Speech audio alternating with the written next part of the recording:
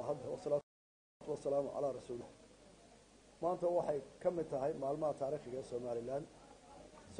maanta talaabo horumar ay qaaday dhinaca siyaasadda nabadgelyada Soomaaliland oo dhan maanta waxay ku guuleystay hawl culus oo aanay dalalka la ictiraafsan yahay ee naga dhaqaale badankooda aanay gaarin taana awood aanu leenahay dadka dheer kuma inaan gaarin ilaahay mahadiyo ku gaariyo kaalmada ilaahay cid kale inoo abaal sheeg kartaa ma jirto kala daayirahayna siiyay kolka koobaad waxaan ugu mahadnaqayaa shacbiga Soomaaliland meel ay joogaanba mar labaadka waxaan ugu mahadnaqayaa xisbiyada qaranka saddexda xisbi kulmiye iyo wadaniyo oo dhammaan taageerayaashooda iyo madaxdooduba si la jecel leh wadaninimo leh nabadgelyo leh mustaqbal dhowrid leh ay u tartameen oo ay hawlgaleen waxaa kaloo mahadnaqayaa guddiga doorashooyinka qaranka oo culays weyn ku dhacay iyaga iyo shaqaalahooda iyagana way mahadnaqaynaa hawl aan qiyaas karin baa ku dhacay iyo barashar waa iyagana aad iyo aad u mahadnaqaynaa waxaynu u mahadnaqaynaa ciidamada qaranka Soomaaliland oo runtii inoo suurtageliyay dal jira xuduudda daafaca gudihiisa kala nabad gala tartanka intaa la galana iyaga oo naftooda horeeyaala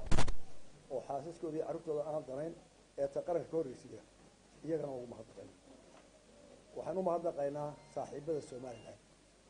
ee caalamiga ah ee dawladda leh ee leh haddii la urur leh dhammaantood taageerada ay nasiyeen ee aqoon leh ee waana leh ee dhaqaale lehna waynu ugu mahadnaqaynaa ugu dambeyntii waxaynu u mahadnaqaynaa bahda warbaahinta Soomaaliland saxaafadda oo intii oraa socday iyo intii ka dambeysayba mar walba dhinaca qarannimada iyo danta guud ka ilaalinayay oo la hawlgala shacbiga warar sugan iyo qarannimo ilaalinayna waa mahadnaqaynaa waxaan si gaar ah ugu mahadnaqayaa sababta xisbi cod iyo wadan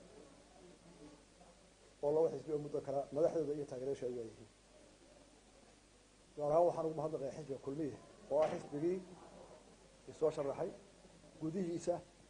ila hawlgalay guusha bixiyay maanta waxaan leeyahay xisbi gaar ma guuleysay saddex xisbi guuleysay Soomaaliland ba guuleysay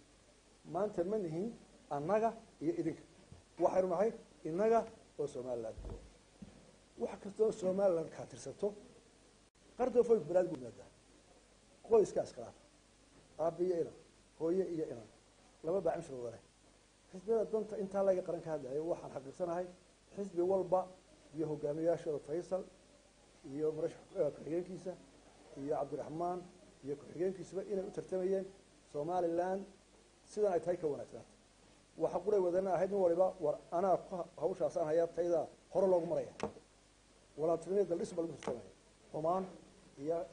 ummadda kala culisiyo midna u meynaan jiray saxaafaddu saas dhaxay tahay maanta intii baan haynaa waa qas kubadda yarada aragteen haddii qola laga badiyo yara qawmiyo taa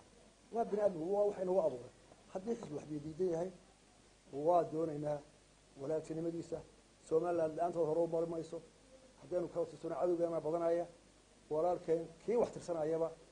baaqnabadeed gacan walaaltinimo iyo waxaynu soo dhubisay jiraan dhumaysano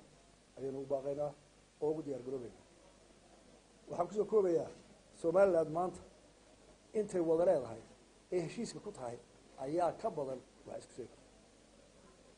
Soomaaliland waxay leedahay cadow qura oo dhammaanteen inala wada cadow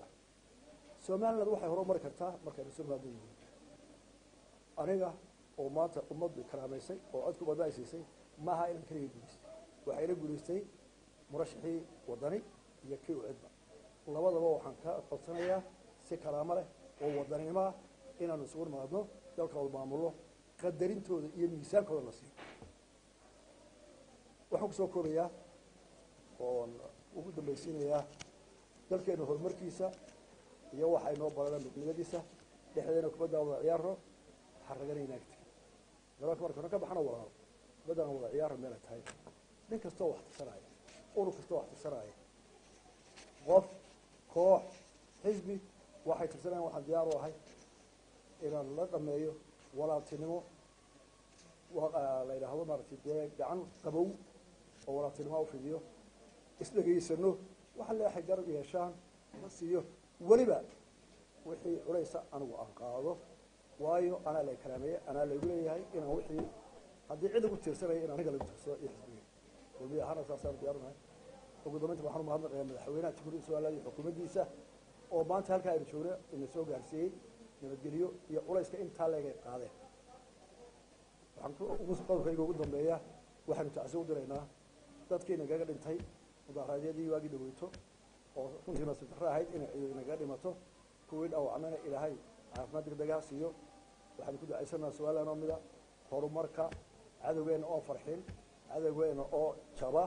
somaliland oo guulaysto lasoo nimaadno dalkeena horumarino wasalaamu calaykum waraxmatullahi wabarakaatu